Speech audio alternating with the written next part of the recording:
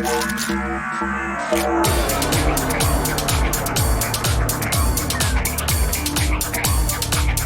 sequence initiated.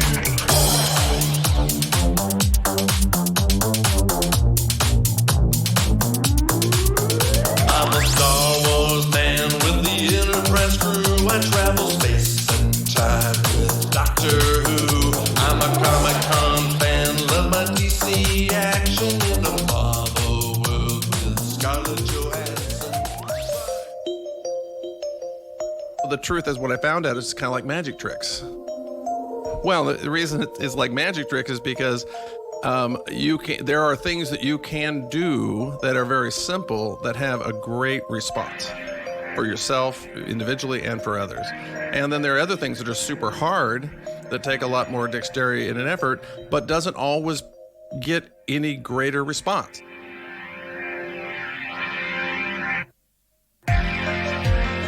All right, welcome to the podcast. This is And If Love Remains. I am very excited to have in studio today Mr. Mark Arnett. Mark is a new friend. Yeah. Just getting to know him. From this morning. Yeah. That's right. Yeah, that's great. It is fun. And we are a little bit that I know about Mark. I know that he's an attorney by trade, but he's like... Well, you just lost most of your audience. I know, right there. Boom, shakalaka. But he's a very creative guy, I'll tell you. He's got I believe, an award-winning documentary that he did on his father. That's true. So maybe at some point, maybe not today, but at some point, I'd love to talk about that. Yeah. He's also a musician. Yeah. He is also the co-host of a very popular podcast, Story Babble. Yep. With my friend Brian Nissen. Oh, right on. And that's been a fun thing to listen to as well. Is take a listen to Story Babble. And I know he's been part of a lot of live productions, a lot of live shows. Anything else that I need to add to that? No, you pretty much summed it up. A little bit more about my background though. Yeah. Maybe I grew up here in Mesa, Arizona, and I, when at an early age, took up magic. No way. Yeah, I was a magician for a long time. In fact, I earned my way through college doing magic shows. Are you kidding me? That's what I did. Because I liked, entertaining people. This is just, I don't know, something about it. I really enjoyed it. But I approached magic the same way I do music. And that is, if a trick was really hard and there was an easier trick that got the same response, right, I would do the one that was easy. You see what I'm saying? So, that's right. Yeah. So why would I spend the extra time and effort to learn something hard when easy would work just as well? Yeah, no, that's beautiful. That's a good philosophy of life, I think. Well, I don't know if it's a good philosophy of life. I mean, I listened to your podcast last week. Was the second part of Dr. Elias, yeah. And I'm telling you, I don't hang with that guy. He is way, way different than I am. He's far more into music than I could ever be. Although I am a doctor because I did go to law school. That's true. And lawyers didn't used to be doctors. They used to not get doctorate degrees. They used to get what's called a master's in law, an LLM or something like that. And but then they got tired of taking depositions of doctors and having those doctors make them call them doctor. Refer them to doctor. Yeah. So they became doctors themselves. And so now when you become a lawyer, you get a doctorate degree, but you don't make anybody except another doctor in a deposition call you doctor. That's pretty much the only time you do it. That's fantastic. Yeah, so I did magic for quite a while, and then I also did some acting in high school and some other things, and just kind of enjoyed being in front of people. And the whole creative process is, I tell people I have an addiction to creativity. Because there's something about creating something that just makes me come alive. Yeah. I don't know about you, Mike. I'm assuming it's the same for you because I'm here in your studio and I'm looking around going, yep, he's got all the signs of a creative addiction. It's hard, isn't it? It is hard. It is hard because it is a never-ending process. And you have to love that process of creation, but you also have to know how to finish. And that's, I think, where I, along with a lot of creative people, struggle with is, how do you know when something's done? How do you know when you just got to let it go? Let it go. Exactly. No, that is the biggest problem that every creative person faces, largely because it is impossible for anyone who is very creative to finish everything. Right. You just can't. It can't be done. Your mind can work faster than your body can. Oh, for sure. Yeah, so there's just no way of getting everything done. But you do need to do get a few things done occasionally, or you'll start to get very depressed. Well, that's where I think the craft helps you, because it does, knowing a craft, knowing how a structure is supposed to set up can help you put limits on where beginnings and endings are, and can help you through that process. And it's funny, we were talking earlier, and you mentioned, talking about my friend Elias, and that guy is on a different level. I did a master class with him, and I remember we spent probably 40 minutes on one note. It was just one of the most amazing experiences for me, because he was teaching me how I should hear, how I should play, and how I should respect how the context of the music and how it's played, and it was a lot of fun. But I say that to say that when we were talking, you mentioned how you're a hack musician. Exactly. And totally. But the truth is, like, I think we're all kind of hacks. Like, what's a life hack? What is a hack? It's something being able to take the resources that you have and making the absolute most of it. Well, you're making it sound good. That's it good, is Mike. good. I'm glad you put a positive spin on that, because, it's difficult for a creative person to run up against those limits and realize just how, much they don't have the talent that they wish that they had. It's always difficult. And everybody, and what's amazing to me is I've met some really, really talented people, and a lot of them still struggle with wishing that they had more talent than the talent that they have. So what happened to me was, after I went to law school, I went to work for a big law firm in Phoenix, and I lasted there for about a year, and then I went out on my own and was doing my own practice. And then my brother left his practice and joined with me, and we practiced together for about 30 years now at Arnett. And we do insurance work, and I really enjoy it. And Wayne's a really great lawyer, and has taught me a lot. And a big Beatles fan. And a big Beatles fan. Well, but the thing is that we decided to get together. We tried this case together right after I left this large firm. And so he said, hey, come try this case with me. And I went, and we had a really good time trying this case together, and we made a lot of money in that case. So it was like just fun. And so he said, hey, well, let's get together and practice together. And so a couple of years later, we did that. Well, when we got together, he had some rules. Yeah. And one of the rules was I had to play in his band. Now, I was like 30 some odd years old, and probably 30. And I had never done that. I mean, I had played trombone in elementary school because the teacher wanted me to play trombone. So I learned the bass clef. I still don't know. To this day, standing here in this room in front of a keyboard with you, I still don't know how to read music in the treble clef. I don't even know. I can't even do it. That's amazing. When I say I don't know how to read music, of course I know how to read music. I mean, I understand the theory and the concepts, and I could, if given enough time and a pencil and paper, I could figure out, okay, which note is on the keyboard. To be able to sit there and read it like a book, to be able to sit there and extrapolate it on the fly, if you will. Yeah, I actually see the notes and then play them. I cannot do that. That is not in my skill set. But my brother said, hey, you don't have to worry about it. Just get yourself a keyboard, and you can play keyboards in our band. And I said, okay. And he taught me a little bit, a way to fake my way through. And so I have become a keyboard player who fakes his way through being a musician. And I've done this for 30 years now. And I actually started another band with some other friends of mine who are still playing together. And I play keyboards in a band. And, it's surprising to me because I have no credentials for that, nor background. But, the truth is what I found out is kind of like magic tricks. That is funny. That's beautiful. Tell me why you say that. Well, the reason it is like magic trick is because there are things that you can do that are very simple that have a great response for yourself individually and for others. And then there are other things that are super hard that take a lot more dexterity and an effort, but doesn't always get any greater response. Does that make sense from the crowd? Sure. So if you're going to play, like we had our band played cover songs of, classic rock, and they're 3-chord songs. Yeah. You learn the 3 chords and you just, you go. You go. 3 chords in a dream, baby. Exactly. Exactly. Well, and so what I learned was that when I started playing, there was keyboards out there that you could transpose. And so what I did is I learned all of my licks in the key of C. That's it. I don't know anything. Everything I play is in the key of C, and then I just turn the dial on the keyboard to make it so whatever brilliant. else it is. Because I'm not going to spend, I don't have the time to spend to learn the blues scale in every key. I'm just not, not going to happen for me.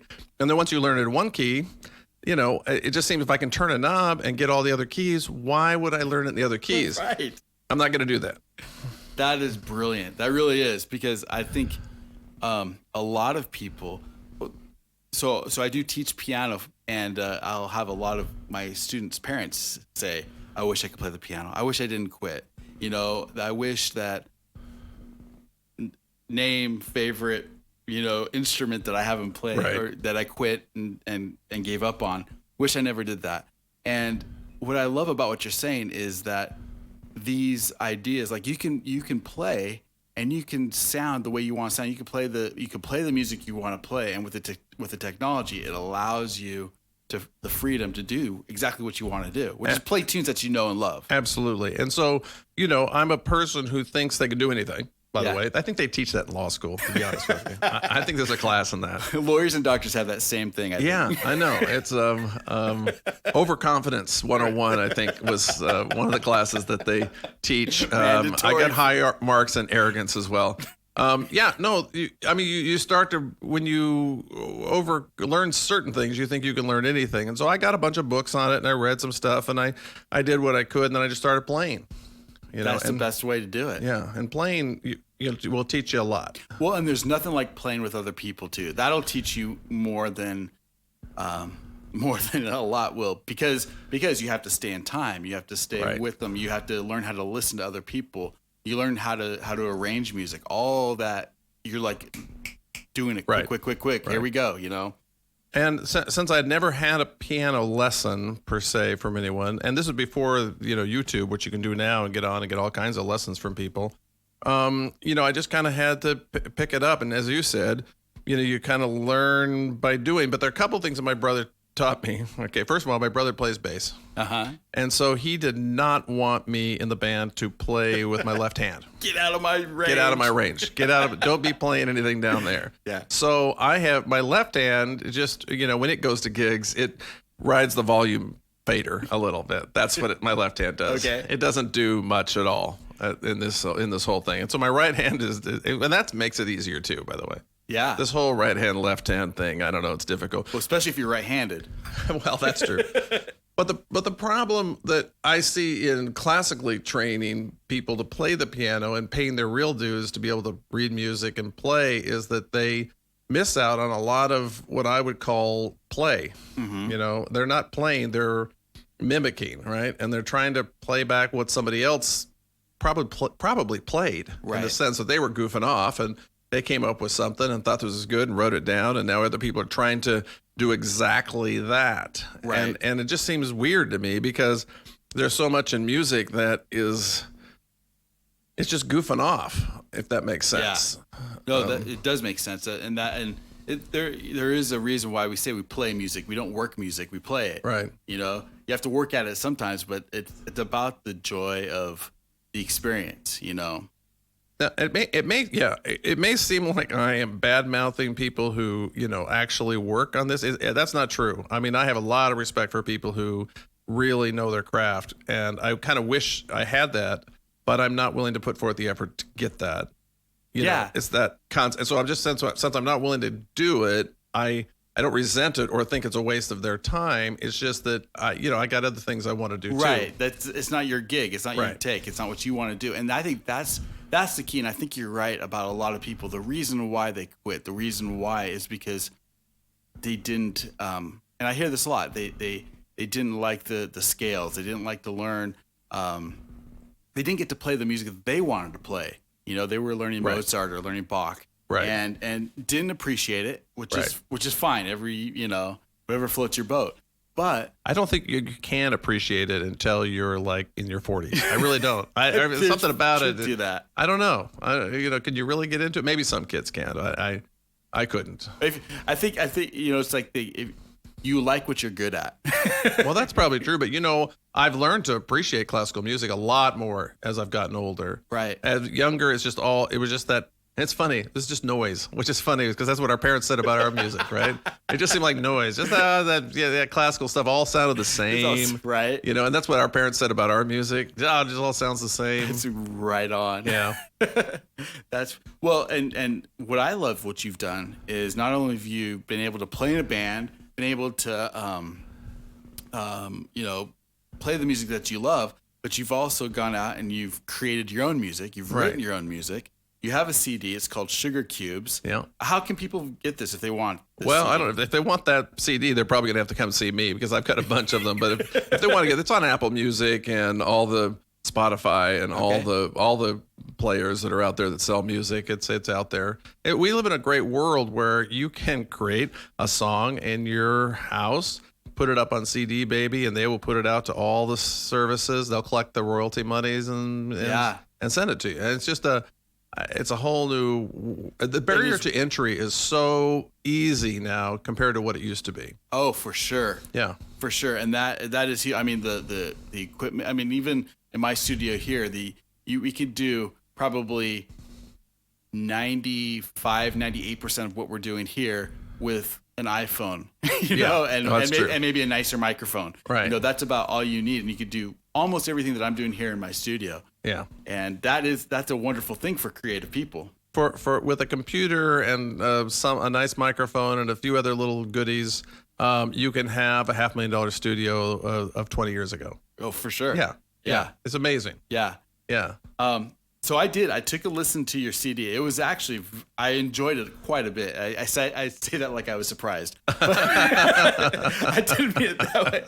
But I did enjoy it. It's very eclectic. It is eclectic. There's a lot of different stuff going on. So I can tell it's something that maybe came from different times when you were writing music. What was the process of writing this? Well, so what happened is that I got interested in recording through, you're playing the band and they go, we need a recording for the band. It's very hard to record a band because you need a multi-track player that will record everybody at once to get that live feel.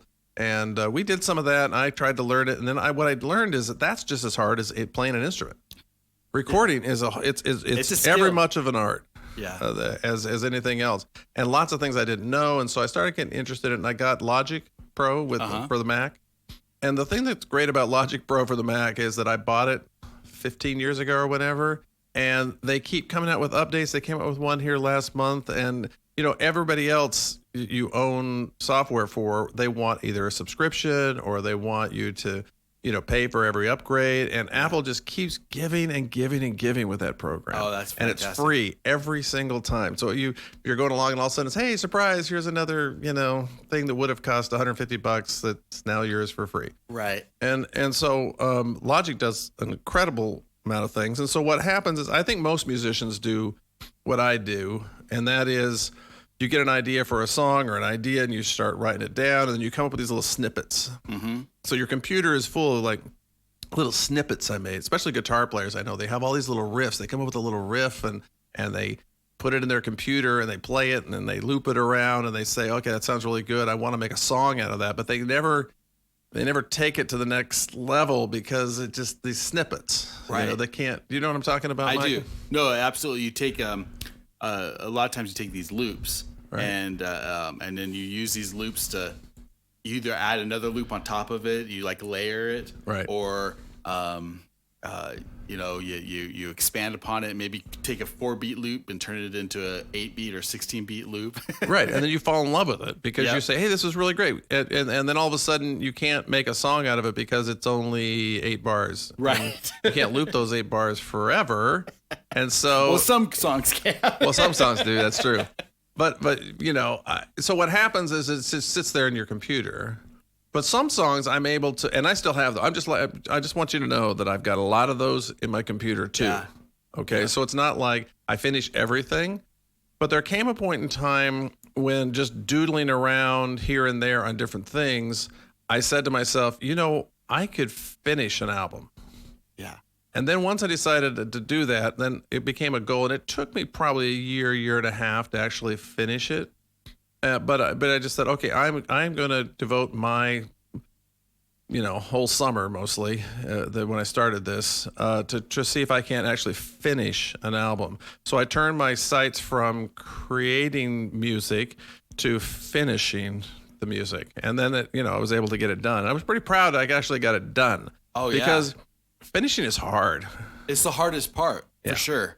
Yeah, it's the hardest thing of anything, and we talked about that already, but because once you're done, especially when you're doing an album, you're not quite done. You have to learn how to master. You have to learn how to, all the finishing of the finishing. Oh, yeah. So I finished the album, and I would master it myself because I'm cheap.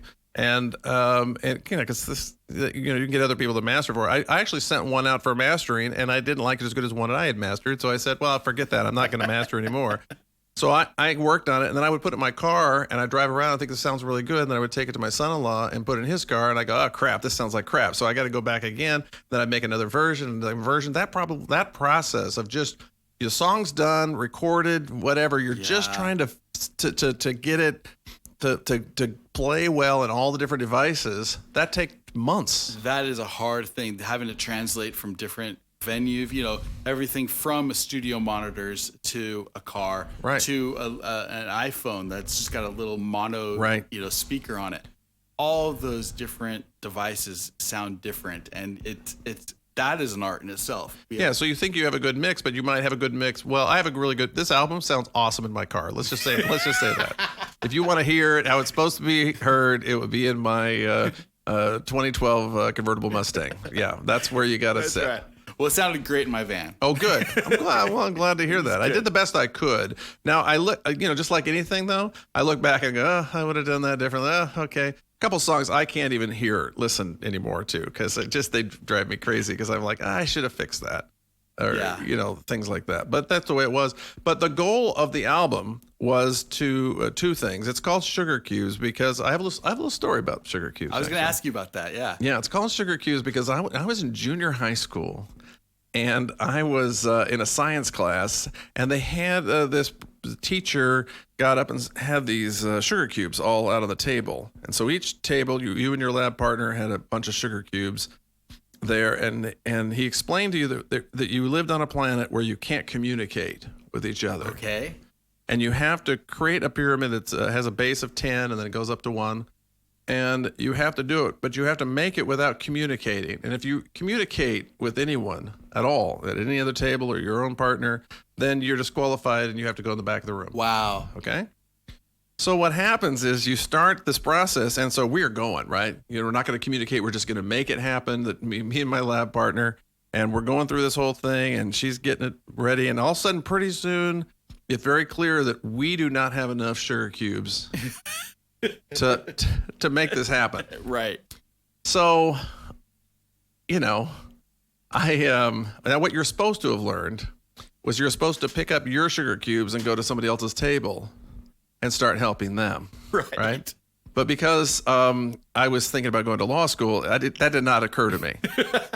So what I did is I went over to somebody else's table and started taking their sugar cubes. Okay, just taking them. Which is probably more like real human nature. I guess so. And so I started taking them, and I remember this guy was in a football team, a big guy, and he goes, "Hey!" And then all of a sudden, boom, he was out.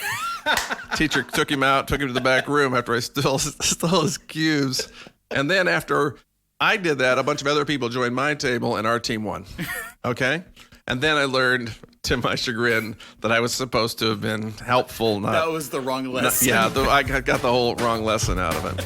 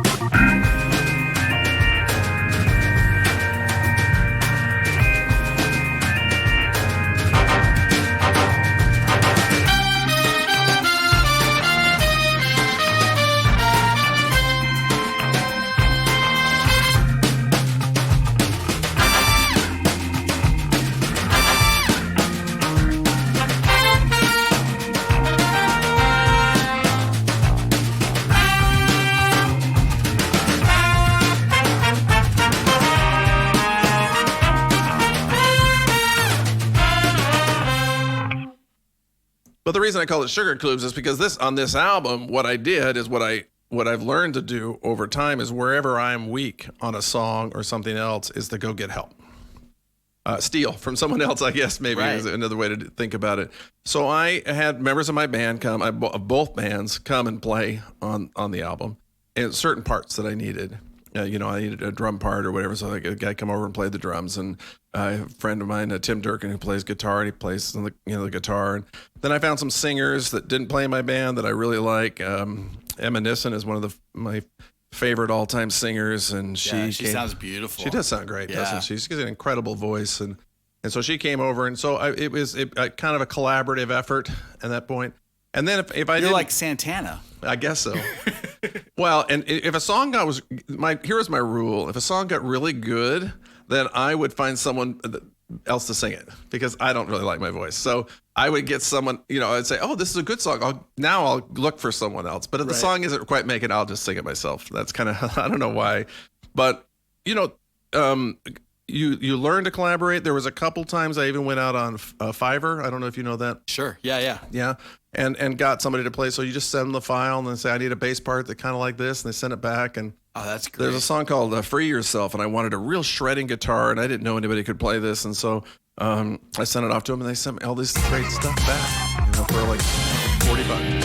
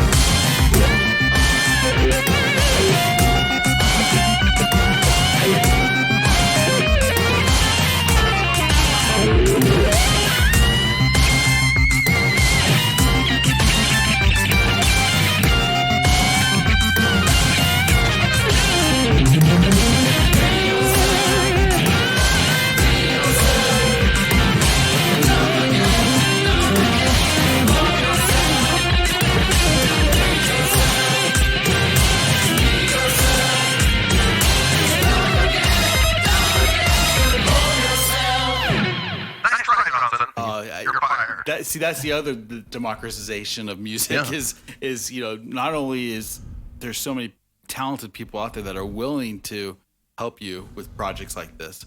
That adds to this whole. There was an idea that I've talked about before about the amateur composer. And how that's a really unique phenomenon because the amateur composer doesn't need to make a living from his music. Right. And so they can do things that are just wild and out there. And sometimes that pushes music into a new direction. Yeah. But most of all, it allows him to do what he wants to do. Yeah. Well, the problem with being a hobbyist like myself is that, 20, 30 years ago, it was very difficult to do, and now it's just so easy to do in a way. But I do have some advice. I was talking the other day to someone, and I've done this a number of times with individuals. I've said, look, I've been pretty successful. I've played in a couple bands and actually made money at it. I mean, that's the other interesting thing about this hobby versus some of the other hobbies I've had. You can gig out and make a few $100. I mean, that's nice because you can pay for your gear and stuff that way. And I think this might be the only hobby that's paid for itself. I'm thinking all my other ones are just drains, in my life. I don't know. Do you have that similar experience? I have, and it is true that music, especially live music, you're able to go out and you can make some money, make some quick bucks, especially if you're playing with people. And Yeah, it's a great hobby. It's a great way to spend time, you know. And you get really close to the people that you work with. Oh, and yeah. It's just a lot of fun. And you also make a buck or two. And now I think at the moment, for me, if I had to do this for a living, I think I would start to resent it and hate it, right? But if you're just going out every month or two and you make a little few bucks and that helps you buy some new equipment and kind of keeps you going in the process, it's fun. It's a fun thing to do. I did want to ask you real quick about this one song cracked me up, and I'm not sure what it's even about. Okay. This Froggy Went A-Courting. Oh, yeah. Tell me about that. Yeah, so Froggy Went A-Courting, my grandfather, on his 85th birthday, I think it was Christmas time, my sister had gotten a little cassette player and took it over to his house, and then she was too shy to talk on it, so she got my brother Wayne, and he interviewed him, and then he sang Froggy Went A-Courting. Okay, he sings this song, and so I've had it for years. I made it, pressed it to a CD, gave it to all my friends to have just the recording, the actual recording from my sister, and it's kind of a treasure in our family because he, long since passed away. I was 12 years old, I think, when he passed away. I didn't know him that well, and but I've learned a lot about him since, which has been great. And so we had this recording, and then one day, I was goofing off, as I do sometime in the studio. And I thought, I could repitch this because now we have repitching software, right? We're going to remix this thing. We could remix this down. I could do a remix of Froggy Went A-Courting. And so I thought, okay, I'll do this. And so I just started goofing off. And it just started coming together. And I thought, man, I've actually put this to a beat, which, it wasn't recorded to any kind of beat. Yeah. And so I started with the actual recording so it gives some context for it. And then I just went to town. We're here talking to you at your house on Christmas Day of 1970. Grandpa, how old are you getting to be now? Same age it was a while ago when I told you. 85. We understand that you were a great musician in your younger days and a fine, fine singer. I wasn't much of a musician, you understand. But I am yet a great singer. Okay. So I'll sing what I can remember of Froggy Went A-Courting, just to get rid of you guys.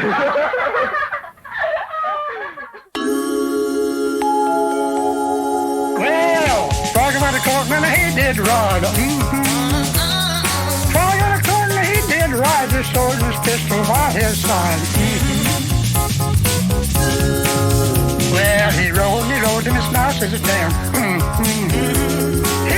rode and his mouse is down. Says this mouse, are you with him?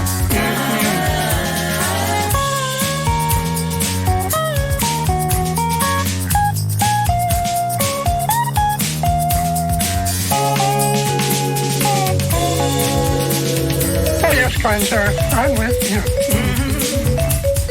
Yes, kind sir, I'm with you. Open the door and come right in.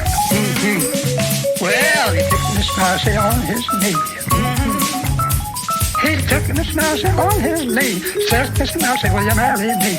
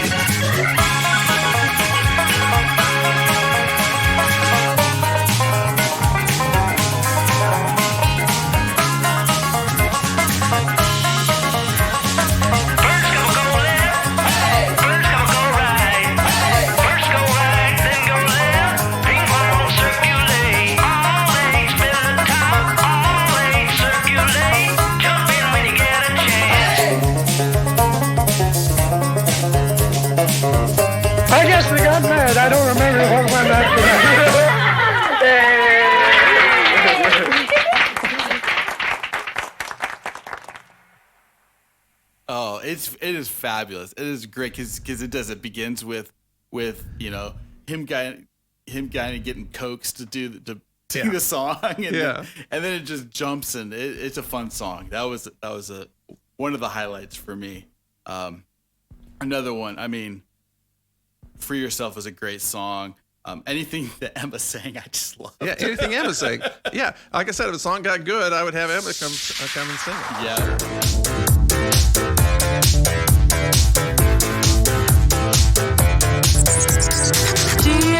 DJ, keep my head spinning round and round on this floor. Bassman, keep my heart pounding. Time with the beat of my soul. They say that music can change a girl, take her soul to a whole new world. Something deep inside, coming out makes me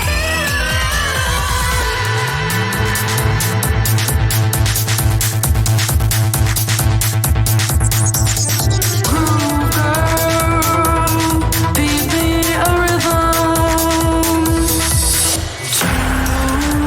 Move my body with yours.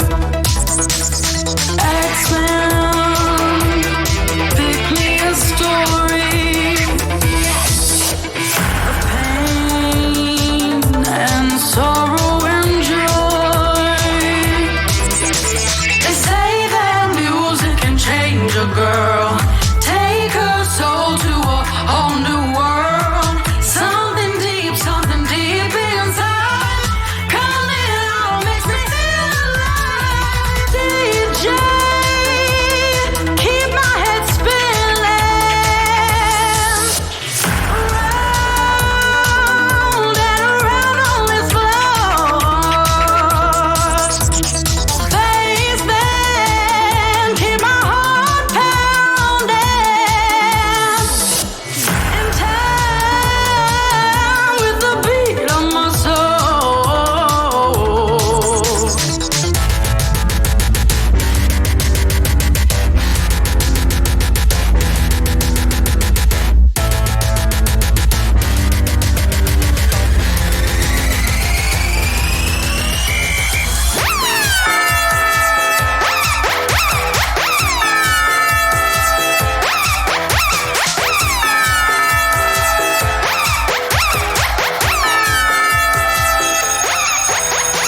Groove girl, baby, rhythm. I said to my body with yours. X-Men, pick me a story. And a song growing down. They say that music can change a girl, take her soul to a whole new world. Something deep inside, coming out makes me feel alive.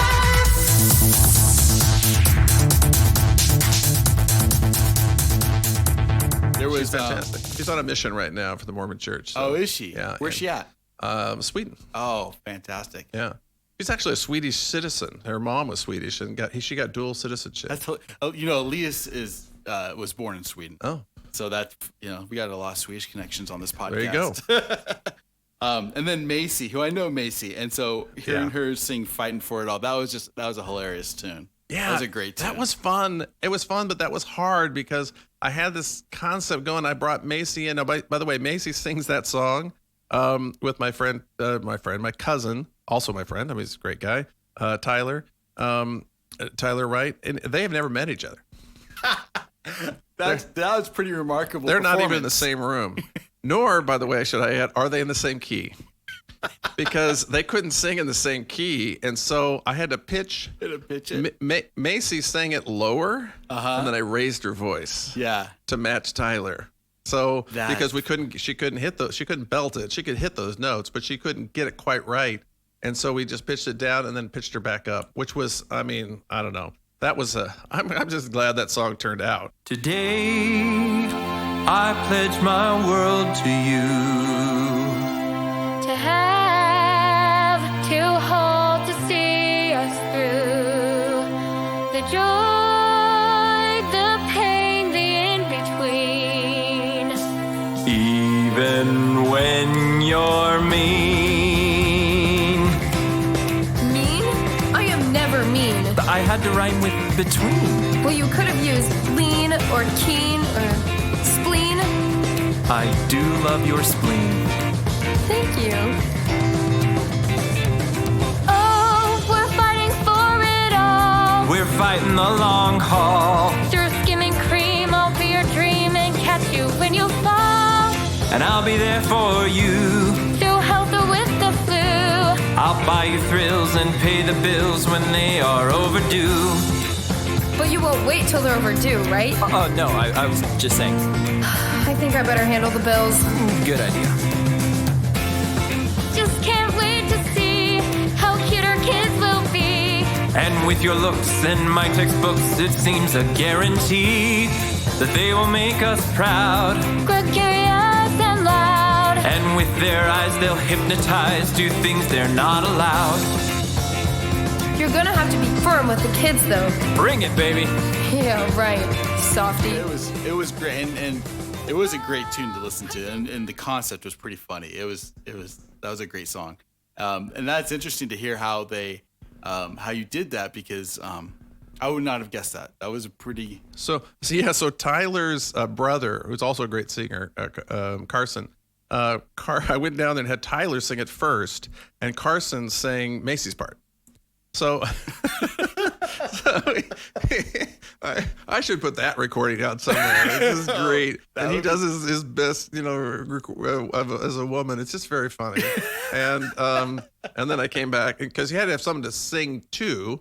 And then I had Macy sing, I played Carson's part and said, it's got to kind of go like this. And she did a great job. She did a great job. Oh, that's fun. That is awesome. Well, you did bring your keyboard, and I did. And my reason for bringing the keyboard was I thought to myself, what, I'm trying to, I thought, well, maybe there'll be a listener who says, I want to learn how to be a hack musician, right? Uh-huh. How to do that. And I have taught a number of people what I call the 15-minute music lesson. I can teach you everything, Mike, that I know in less than 15 minutes. No way. Yeah. Right. And I know nothing more than that. And I was able to produce this entire album and all these songs. Well, okay. That's called creative limitation. I love it. Let's see if I can do it. All right. So this is what I do now. Make sure we have some level. I got a little level here. You hear that? Yep, we can hear that. Okay, I did bring in a little keyboard, and this is a Hammond SK1, so it's mostly an organ, but it has a little piano sound in it. All right, so you go with me on this thing, and this would probably go better on YouTube where somebody can actually see the keyboard, right?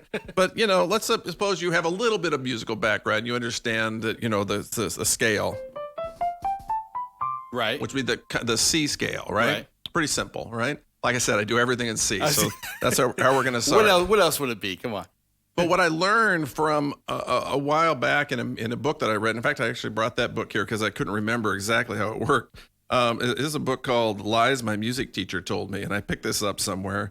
And basically what happens if I take a string and I pluck it, I tighten it, and then I pluck it, right? I'll get a note, right? Okay, let's say it's a C. Right. If I cut it in half, right, I would get an octave higher, right?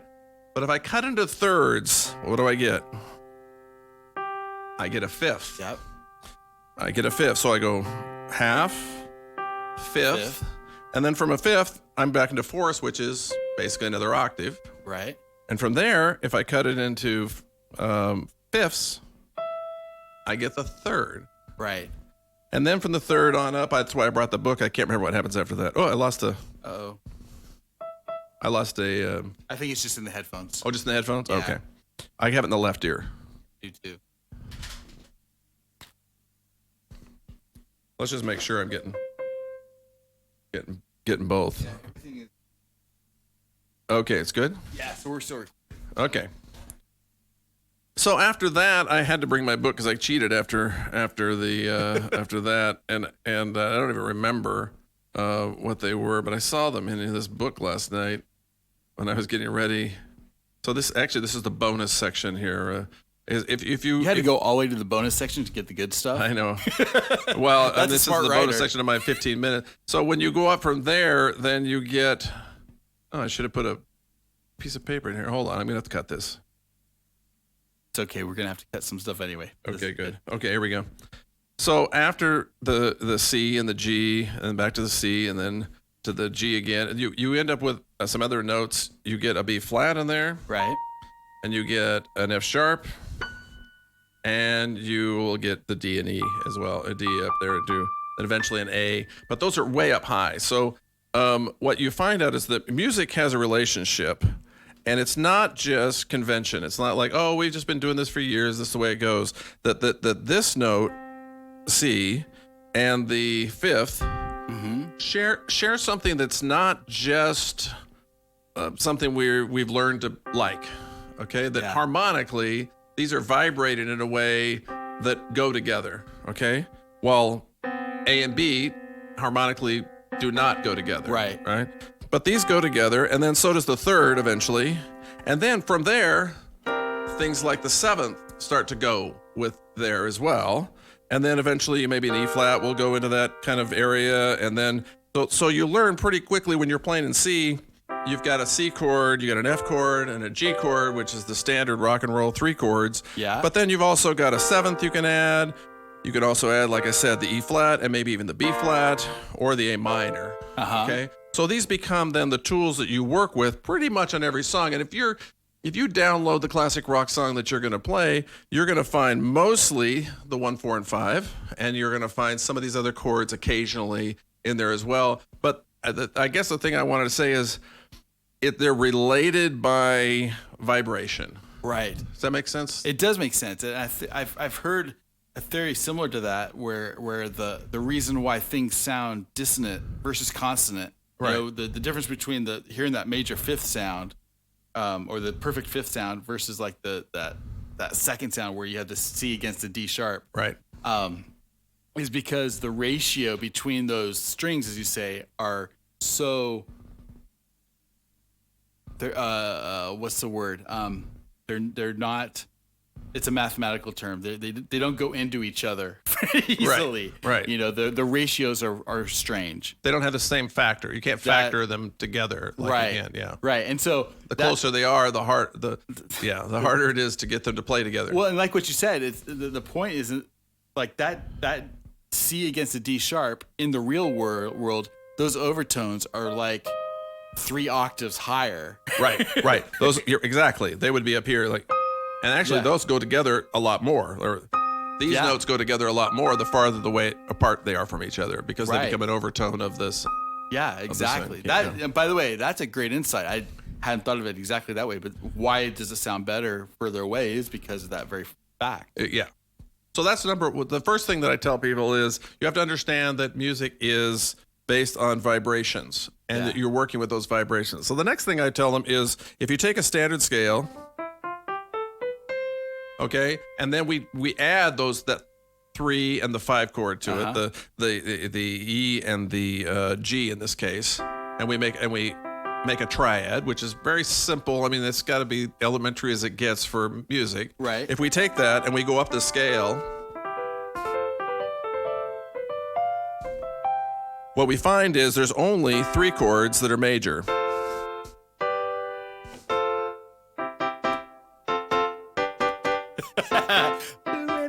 So those become the 3 the chords for which most of rock and roll is built on. Right. And then I don't know how to explain the next part. Okay. And that is the blues scale that goes with it. And so if you have the blues scale, it is simply a C, an E flat, an F, followed by a G, although maybe this flatted, the flatted G, and then up here to the B flat. Right. And that is pretty much it. So what I've done to play in a band is that when it's your turn to solo, then what you do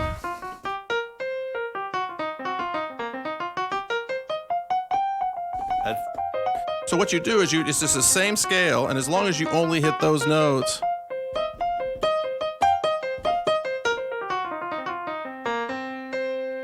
that's what you play. That's fantastic. And that's all you have to do. Yeah. And you can use that pretty much for anything if you're solo time. Now, the problem with music is there's theory and then there's practice, and on some songs, that won't work. Right. And you only know that because you tried it, right? And it didn't work when you tried it. And oh, have we tried it. But generally, it's the first thing you try. And when that doesn't work, you try to go to the relative minor. Uh-huh. Because the relative minor would be the same white keys and starting with A. Right. So and some songs are that way. And so then you have to try to play the blues scale in a different key, basically, to try to do it. If that doesn't work, then you're going to have to try something else and keep searching around for whatever might work with whatever it is you're playing. Right. Usually you're safe if you play the notes in the chord, but not right. But not always. Not always. Which is interesting to me that the C and the F and the G don't ever actually go with the blues scale in a way, but it seems to work. Which brings me to the next thing I was going to say. Yeah. And that is that having things work together, okay, and be, nice, like a C and an F chord and a G chord, that's not always what you want. Right. Right? Sometimes you want to play the pull against the other one, right? So if I'm going to play a triad in C, well, I might take this second note and move it up and put it up here. Now, is that dissonant? Kinda, not as dissonant as this. Right. Okay, but it's there. But it wants to pull me into there. Right. So what you learn is that as you're playing these songs and you're playing in a rock band, that you can add stuff appropriately. Yep. Or give those a try, or add that seventh and add it up there. Or, just do.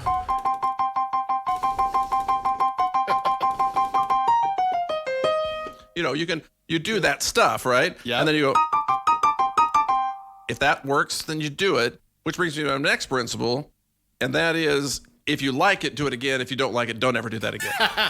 Right? Because that's the driving principle behind most music, right? And somebody was telling me the other day, says, Mark, that sounds just like you. And I said, well, who else is it going to sound like? It has to sound like me because I am the gatekeeper for my own music, right? Right. I decide what stays and what goes. Well, if I liked that, I would do it over and over again. If I didn't like that, I would cut it. Exactly. Yeah, it's like your voice sounds like you, right? Like I know you by how you talk, your syntax. What else can you do? I know that's all you have. I don't have a choice to be somebody else. That isn't allowed. And all I can do is judge whether I like something or not like that. Now, this is the problem with young musicians, is because they begin to like everything that they do, and that they haven't really developed a lot of taste. So it's hard when you go to play it for somebody else, because then they're going to say, it really wasn't that great, right? Yeah. Which requires you to listen to a lot of music, try things out, and mature in your music a little bit. Right. Which is always that other interesting thing, and that is, you have to be excited enough to stay in the game, but you also have to be open enough to realize that you're not that great. Right. That humility is like it's a dance, right? It is. Because as soon as you feel like, oh, I suck, you quit. Right. But at the same time, I'm pretty good if you think you're really good, but you think trust you're me, too good. I've quit 100 times. Yeah, but if you think you're too good, then you'll never learn. Right. So it's this, I don't know. That's a difficult one. That's the always having one foot in chaos and one foot in order. That. Right. So when I have somebody I'm teaching the piano, I will play down here some kind of usually not that. I'll usually play. What do I usually play? It's some sing.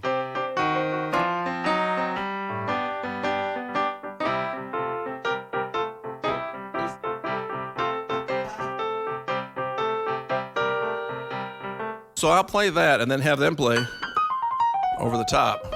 Now they don't play like this. They play.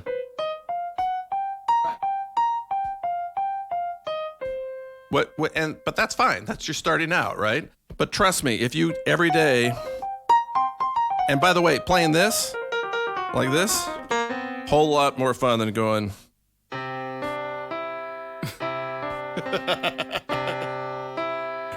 Oh, way better. When I learned the blues scale, it changed my life. Yeah. It really did and I remember where I was playing, and I trained classically. That's how I learned. I was in a music shop with a buddy of mine, and another friend of mine showed up, and he's like, "Hey, do you know the blues scale?" And I'm like, "No." And he goes, "Okay, here it is." And he taught me the blues scale in C. He said, "Okay, it's a triangle, 2 triangles with a stick in the middle." Yeah, pretty much. I was like, "Okay, yeah, I got it. All right." And so he's playing this. I'm like, "Dude, I sound like a rock star." Yeah, exactly. And what I tell people is now you know how those people who are totally strung out on drugs were able to create great music. Right. Yeah, they knew the 3 chords and the blues scale. That's what they knew. And they knew, you're right. No, that's exactly right. And again, it's that creative limitation, Yeah. When you know that works, then you can slowly expand that out, slowly add, okay, what if I added the major 7th or something, Exactly, or the flat 3rd. Yeah, Yep. and then you can go where you're adding the 4th chord into what is basically the root of the the 4/4 kind of thing. So you're pulling off. You're doing things that are that are dancing around the core, if that makes sense. And then again, if you like it, you stick with it. If you don't like it, then you try something else. That's the old jazz joke, if you play something wrong, just play it again, and they'll think you did it on purpose. I've done that. You're in there, you play something wrong, come back at it, nail on that thing, until people think, wow, that guy's really good. That's right. I've actually. That was a very creative lick there. Exactly. All right, I got one other thing to teach you. Yeah. And that is a tritone. Oh yeah. Okay. Yeah. So a tritone is halfway between the chord, is that chord, and it's not the most pleasing sound in the world. And as you go down, all the those are to in my mind generally to be avoided. Okay. Right. So what you want to do, there are 2 things I've learned from the tritone. Is just, if you're playing a certain kind of music, stay away from them because they are separate from each other. And mostly, if I take song across the chords just at random, right, I can come up with, it's pretty pleasing if you space them out. But if you space them out across the tritone, it gets a little weird. Yeah. Okay. So, and that's the one to be avoided, unless you want to go the other way, and then not avoid it, which would be my companion class on jazz. So jazz to me, all right. Oh yeah. Jazz to me, and I could be wrong on this, but jazz is basically all about the tritone. Because if I take a tritone, where am I? Let's find my tritone here. If this is my tritone, okay? That doesn't sound very good. What note doesn't go with that? What note does not go with that? Yeah. What note could I add that doesn't go with that? Nothing I add makes it worse. Right. So if I have a tritone in my music in playing jazz, there isn't a note up here in the right hand. It's all going to sound better. It's all going to sound great. Yeah. Or better. It's going to make it sound better. So I learned these chords for jazz. Okay, you start with this one. There's no tritone in it. But I can play anything up here. Right. I can play anything in my right hand that I want that will go with this.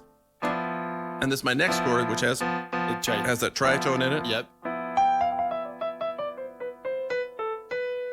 I can play anything. Yeah. Anything in jazz. Because anything will go with that note. Yeah. And as long as and then I have this be my next chord, and then off to the last chord, also have tritone with a little resolve in it. And I have a song called "Tickling the Plastic" on this. I listened. Yeah, I heard that. That was and pretty basically good. it came because somebody taught me that very good. And I said, "Real? So what you're telling me is that for certain types of jazz piano, I can literally play anything I want, that's super free. Yeah, because you can't do anything you want in a lot of other music." Right? No, absolutely, and that is the nice thing about jazz. And when I teach the beginnings of jazz, that 2-5-1, things like that where all you got to do is just play anything. All you got to do is learn how it's supposed to sound. If you listen to enough jazz, and if you listen to what people are doing, it'll come naturally. It's like a natural expression. Yeah. Well, I'm not a great jazz player, and I wish I were. I've known some, and it is pretty amazing what people can do. Oh, it is. But it seems to me that as a hack, if you want to play something that sounds jazzy, play a tritone in your left hand rule. and anything you want in your right hand. You can get just about anywhere. You get 80% to where you need to be. Exactly. You can look like you're way better than you are, which is the basis of my entire life. Trying to look like I'm better than I really am. Well, let me go. I have another finishing my lesson here. Yeah. Okay, so now I want to talk about the tone itself. Okay. Right? So I have this keyboard that I have. It emulates a Hammond B3 organ, right? Right. So if I take all the, let me see if I can get rid of the little clicking noise that's on the top. So if I take everything off, I pretty much got everything off. You can see a little bit. Oh, yeah. So this is an organ with all the stops in, so there's nothing being sounded, right? Okay. So the first thing that happens is I'll play up high here. I can get the organ sound. I'll play one note. I got my Leslie going here. I'll turn that off too. Get down that here. And then there's now this is an octave. Right. Right? So what they've done here is that this one note is actually like playing octaves on a piano, right? We pull in another one. What's that? There's your fifth. I guess my fifth. Yep. So what they're doing is that I have a song. Now, if I played this note, you would say, oh, that's a C. Right. Right. But it's not. It's a chord. It's a power chord, actually. It's a 1 and a 5. Yeah. But the 5 is down in the mix. If I turn the others down, you can hear it. There it is. It's actually, I turn it all the way off. That's the note. And then I add, and this is a 4th, I think. Yep. And there's another 5th. So when I have the organs,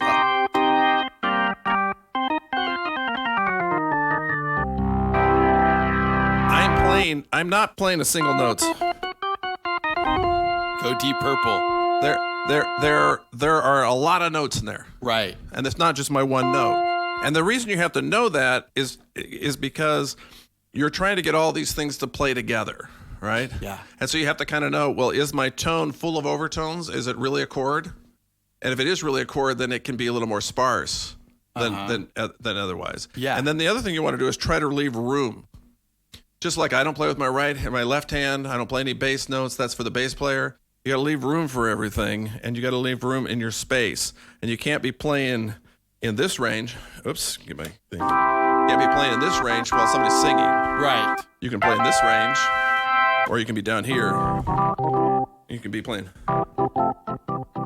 right down here while they're singing because their voice is going to be up in the other range. Where if you're right in that heart of that voice. Yeah. And so the next thing you have to learn to make music is the spectrum of, high sounds and low sounds.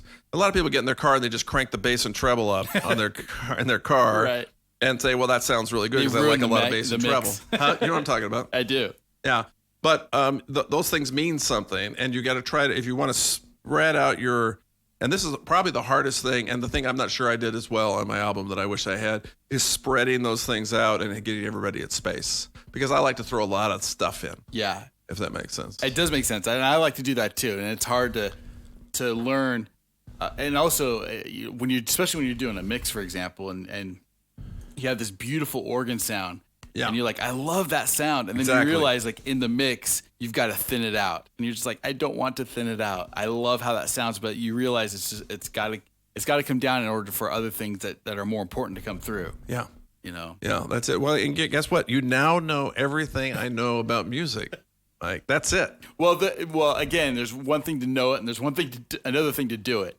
Yeah, but doing it is so much fun. It is fun. That's the thing that I look at people who study classical piano and try to play it back, and I'm sure there's some joy in that, but there's so much more instant gratification in just playing and developing, what you love to do. And again, whatever music you make is going to be different than the music that I made. Right. Which brings me to a question. Yeah. I listened to a song that you just recorded and put out on there.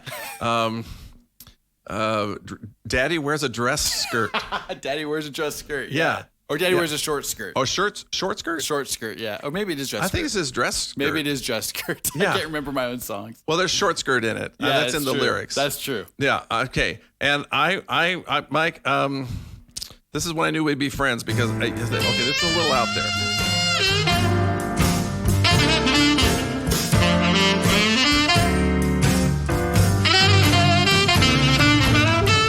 Daddy wears a dress skirt. She likes to see himself on TV. Can't you see? Daddy wears a short dress skirt.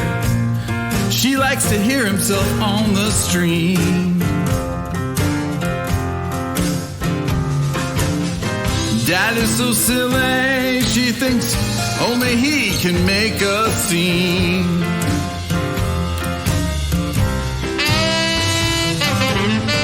There you stand in that big old fancy tie. Oh, pretending that you and only you can turn back the tide. Say do or don't, I don't care, just as long as you stay inside. Like the rest of us, essential is as essential does. We all know what that means. Essential is the booze we drive through to forget about our dreams.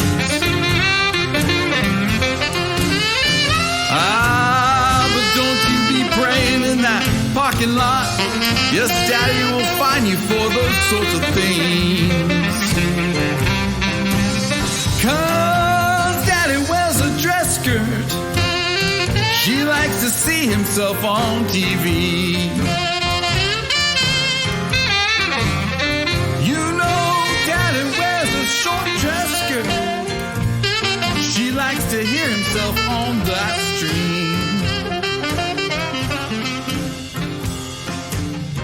Daddy's so silly, she thinks only he can make the scene. Guys, they're a lot of fun to be around and play and just hang out with. Good times. Yeah, it's just so much fun. It's just so much fun to do, and get yourself out of yourself too. I mean, you got to get you get out of the house, you go, you meet your friends, you go do something, you set up, you high five each other. I don't know if you can do that anymore. Can we high five each other? Probably not. Fist bump or elbow bump or something. But no, it's fantastic. It's fantastic. It's good. Now tell me about your bands. So you played with your brother. I played with my brother, and they're all. It's kind of a geriatric band now. My brother's turned 71 here, and when he turned 70, we kind of retired and we rented a hall and did a big last concert, and I suspect it's going to be a lot of last concerts. I suspect that pretty soon they're all going to want to get together and do another last concert. But it's just fun. It's just fun. I played with my brother, and then his mission companion that he had, Dave Phillips, and then my cousin, Jeff Arnett, who also teaches music here in town. And and then our drummer, who used to be this, it was the young guy in the band, and now he's an old man. And it's just so interesting. Speaking of old man, I'm standing here not being able to remember his name. Isn't that embarrassing? Is that happening to you yet? I think I just did it. And this is a guy that I know and love really well. Yeah. It's going to come to me as soon as I stop thinking about it. Yeah, that's. I know his face. I know he played on my album. I could probably, if you give me that album, I'll tell you his name. Let's get it right. Is that embarrassing? You're going to cut this out because this is too embarrassing for me, for sure. We'll definitely do some editing there. We'll put in one of your tunes. Glenn Adams. Glenn Adams is his name.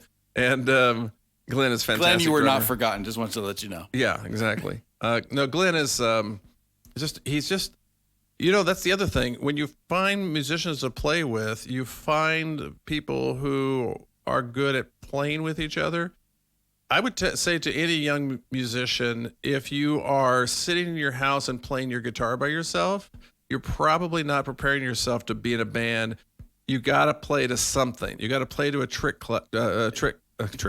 a click track or to tricky. a drum beat or to something or a metronome or something that will keep you on beat, because the hardest thing for people who don't play in a band, who get to a band, is staying on beat, because the beat is in their head, and if the beat is in your head, it's fluid. Your head is not going to keep you on track. And then if you're only playing to a click track, you need to play with other people because they don't play. They don't play perfectly either. And you got to learn how to listen, how to play with other people that way. And you do, but a click track would bring you a long way. Again, that gets you 85% of the way there. Exactly. You'd be ready to start playing with the band at that moment. Yeah. But if you could, so I would stress that. The other great as thing well. about playing with a band that I love is people bring in all their other all their culture to it. Like Todd will come in and come up with these just amazing like sax tunes that I would have never said, hey, let's play this tune, and Patrick comes in with some Motown stuff or something, and I'm like, oh man, yeah, we need to do. So everybody kind of brings everything to the table. It becomes political because you want everyone to be happy. Yeah. Because the other thing you don't want to have in a band is to ride on people so much that they quit. Yeah. Because you need to understand that everybody in that band has to get out of it what you're getting out of it, which is joy. Yeah. And if they're not, then they're not going to show. They're not going to show up. Yeah, for sure. And if they do, they'll come forever. I mean, these bands have been playing. The band in my neighborhood, it's been over 30 years. Oh, that's fantastic. They're still playing when they can. We're not playing right now during the COVID, but we it reminds me and there's not enough live music. I grew up in Northern California. One of my favorite memories of all time is every Pioneer Day, we would have a huge steak Pioneer party. And so for those of you who aren't members of the Church of Jesus Christ of Latter-day Saints, one of the days we celebrate is July 24th. Right. And that's the day that which is a state holiday in Utah. That's right, state holiday in Utah. Yeah. And it's the day that they came across and founded Utah, essentially. Yeah. Anyway, so we would have this party where we'd get together and a lot of neighbor, not just members of the church, we'd all get together. We'd have these little Pioneer parades. The kids would walk around in their Pioneer costumes and stuff. But my favorite part was that at the end of the day, we'd have this family band would come and play, and they would play. We'd play till 11 midnight. Which is late for a Latter-day Saint, right? Yeah, for sure. For sure. It was all outside, and we would just have a big dance party. So you'd have these 80-year-old grandmothers dancing with these 7-year-old kids, and just it was a party playing all this great music, and I miss a lot of that. We need more of that, I think. Yeah. No. I think that music has been. I've had a lot of hobbies over the years. And I'll get into something like I didn't take a physics class in college or high school, so I bought a physics book and I spent a couple months studying physics, and it was fun, and I put it away. And then I took up music at one point, and I have not been able to put it away. I think Ray Charles once said, "Just when you think you've licked it, it will beat you." I think this is a quote from him. I may be misquoting him, but I remember just it's a great quote. So it's pretty good because it seems like that's right. When you think you've got it down, you realize you don't really have it. It's elusive. You can spend your entire life on it, as many people have. Yep.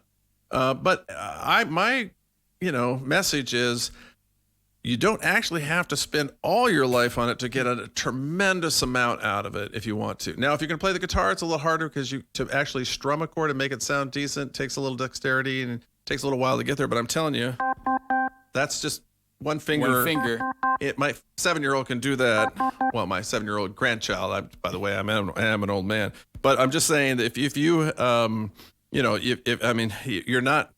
It's harder on some instruments than others. Certainly, violin is one of those that you better start early and get after it and put in all your time or whatever else is. But if you want to hack your way through, a keyboard, some good software, a nice microphone, and you can make all kinds of music that pleases you. All kinds of fun sounds. That is for sure. And that is a great message because it is, whether you're stuck inside and because of what's going on in COVID, it's something that you can get a lot of joy out of. And I would encourage, take these lessons that we've learned from Dr. Arnett today.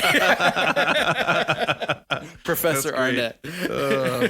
And yeah, put him to use. I mean, it's really it is simple. It's as simple and as complicated as you want to make it. Yeah, it's true. That's good. You know? Well put.